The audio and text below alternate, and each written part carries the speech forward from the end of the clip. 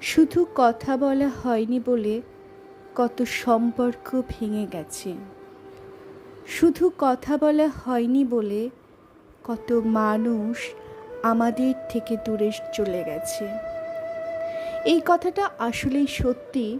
সম্পর্কে যখন যোগাযোগ কমে আসে, যখন কথা বলাটা বন্ধ হয়ে যায়, তখন আর সেই সম্পর্কটা টিকিয়ে রাখা যায় না। আমাদের চারপাশে এমন অনেক সম্পর্ক আছে, যদি শেষ বাড়ির মতো আরেকবার কথা হতো, তাহলে হয়তো আজও সম্পর্কটা টিকে থাকতো। যদি মন খুলে মানুষটাকে মনের সব কথাগুলো বলা যেত, তাহলে হয়তো কাউকেই কারো কাছ থেকে দূরে যেতে হতো না।